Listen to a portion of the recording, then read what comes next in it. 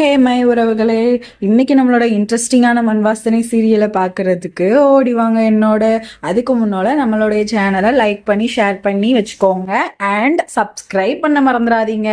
வாங்க என்னோட வீடியோ பார்க்கறதுக்கு.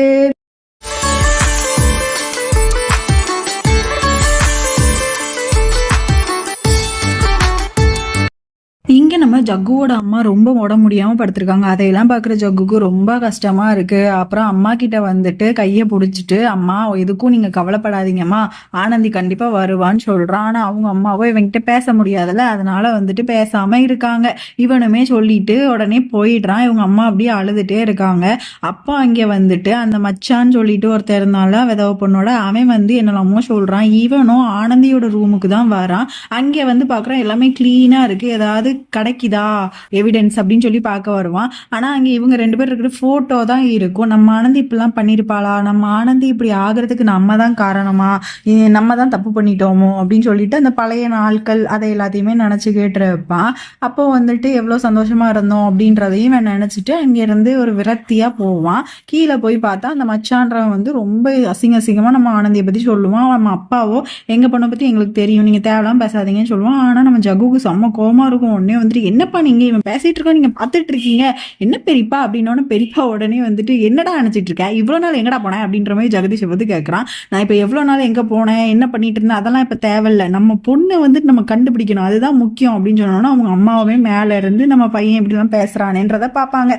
இவங்க அப்பாவுமே, நாங்க எங்க பிள்ளைய வந்து கண்டுபிடிச்சுக்கிறோம்ப்பா, நீ எதையும் பத்தி கவலைப்படாத, எங்க அண்ணன் பேசுறதுல என்னப்பா தப்பு, இவ்வளவு நாள் நீ எங்கப்பா போனேன் அப்படின்றதையும் இவருமே கேட்டு வந்துட்டு இவங்க கூட சண்டை போட்டுட்டு இருக்காங்க. இவன் அதோட அங்கே இருந்து போலீஸ் ஸ்டேஷனுக்கு போயிடுறான். அங்கே போயிட்டு, என்ன சார் ஆச்சு அப்படின்னோன்னு, நாங்களும் விசாரிச்சுட்டு தான் இருக்கோம், உங்களுக்கு தகவல் தெரிஞ்சா சொல்றோம் அப்படிமா.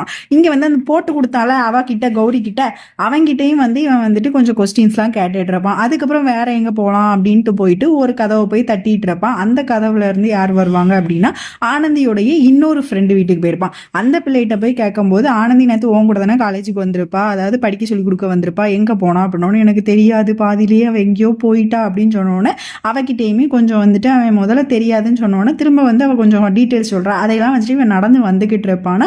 அப்போ வந்து அங்கேருந்து பின்னால் ஒரு பையன் வேகமாக ஓடி வந்து இவனோட கையில் வந்துட்டு ஒரு கடலை பாக்கெட், ஏதோ ஒரு பாக்கெட்டை வச்சுட்டு ஓடிடுவான். என்னடா இது அப்படின்னு சொல்லிட்டு இவன் வந்து பார்ப்பானா, அது அந்த கடலை எல்லாம் சடார்னு உதறிட்டு அவன் கையில் பார்த்தா அது ஒரு லெட்டர்.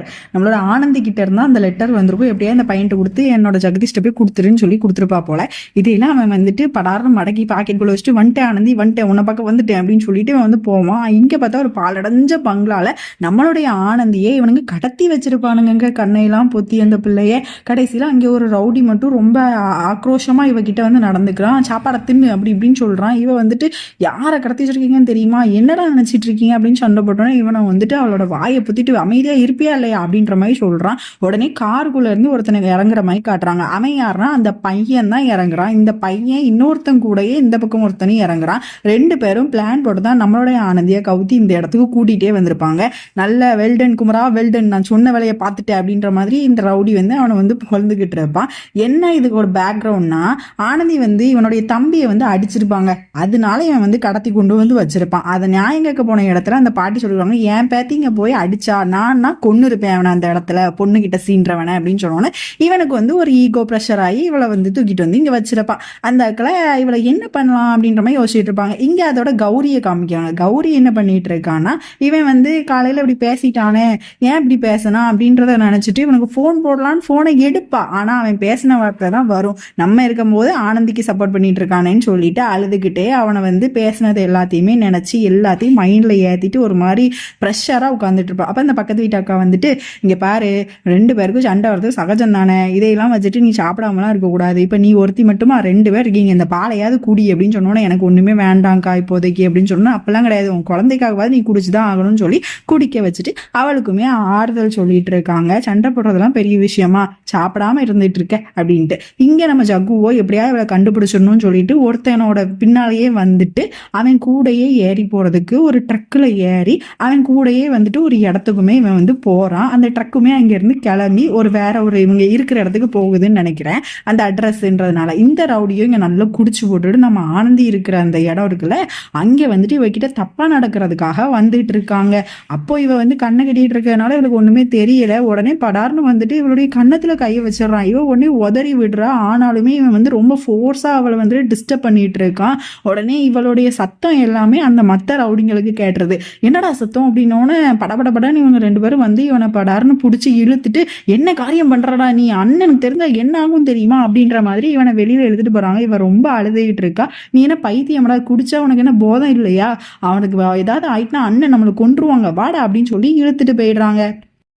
நம்மளோட ஆனந்தி ரொம்ப கதறிக்கிட்டு இருக்கா. இவ்வளோ கேவலமான ஒரு நிலைமையில நம்ம இனி வந்து விட்டுட்டிய கடவுளே அப்படின்னு சொல்லி அழுதுகிட்டு இருக்கா. அதோட அந்த ட்ரக்கு வேற ஒரு இடத்துக்கு வந்துடுது. அதாவது இவங்க இருக்கிற இடத்துக்கு வந்துடுது. அந்த கிராமத்துல இவனுமே எந்திரிச்சு ரொம்ப ஃப்ரெஷ்ஷப்பான நெளிஞ்சு கொடுத்துட்டு இருக்கான். இவனுமே அங்க உடனே பின்னாலேயே இறங்கிடுறானா.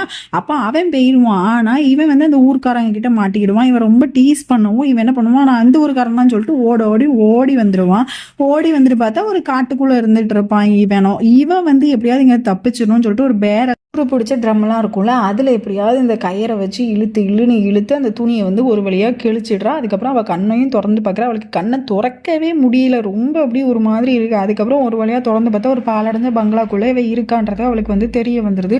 ஐயோ இங்கேருந்து நம்ம எப்படி தப்பிக்கிறது அப்படின்னு சொல்லிட்டு ஒரு கம்பியை எடுத்து அந்த ஜன்னலை எல்லாத்தையுமே உடைக்க ஆரம்பிக்கிறா. உடைக்கும் போதே இங்கே வந்து ஒரு ரவுடி மேலே ஏறி வரான். அதுக்குள்ளேயுமே இவன் வந்து கதவை திறக்கிறதுக்குள்ளேயும் அவன் அந்த ஜன்னல் வழியாக அந்த பக்கம் எஸ்கேப் ஆகிருந்தா. அந்த பக்கம் இவன் வந்துட்டு என்னடா ஆளை காணோம் அப்படின்னு சொல்லிட்டு அவனோட ஃப்ரெண்ட்ஸ் எல்லாம் கூப்பிட்டு, இங்க பாருங்கடா அவன் அந்த பக்கமோட தப்பிச்சு ஓடுறாடா அப்படின்னு சொன்ன போவோம். இவ காட்டுக்குள்ள குதிச்சு படப்படப்படன்னு ஓடிக்கிட்டே இருப்பா. இவ பின்னாலேயே வந்து அவனுங்களுமே வந்துகிட்டு இருப்பாங்க. இவ உடனே போய் ஒரு மரத்துக்கிட்ட நிற்கவும் யாரோ வர மாதிரி சவுண்டு கேட்கேன்னு சொல்லிட்டு அந்த மரத்துக்கு கீழே ஒரு குழி மாதிரி இருக்குமோ அதில் படுத்து கிடப்பா. ஆனா இங்க வந்து நம்ம ஜெகதீஷ் தான். இவளுக்கும் தெரியல அவனுக்கும் தெரியல. இவ எங்க அவனை பாத்திர போறானோன்னு சொல்லிட்டு ரொம்ப அப்படியே அமைதியா கண்ணை மூடிட்டு இருக்கா. ஆனா அந்நேரம் பார்த்து இவனை அவளால பார்க்க முடியாது. இவனுமே ஆனந்தின்னு சொல்லி தேடிக்கிட்டு இருக்காம ரொம்ப அமைதியா தான் தேடுமா. உடனே இவளுமே வந்துட்டு கண்ணை மூடிட்டு இருப்பான். அவனுமே அங்கிருந்து போயிடுவான். அதுக்கப்புறம் தான் அப்பாடா தப்பிச்சோம் அப்படின்ற மாதிரி இவ எந்திப்பா. ஆனா அவ தப்பிச்சு எங்க போய் மாட்டுவா தெரியுமா, திரும்ப போய் உடனே ரோடு ஒரு வழியா வந்துடும், ரோட்டுக்கு போயிடுவா. அங்கே போய் பார்த்தா ஜீப்ல இந்த பக்கம் அவனுங்க வந்துட்டு இருப்பானுங்க 2 பேரும், இங்க 2 பேரும் பைக்ல வந்துகிட்டு இருப்பானுங்க. பின்னாடி திரும்பி பார்த்தா இன்னொருத்தர் ரொம்ப ராட்சசத்தனமா நின்றுட்டு இருப்பான்.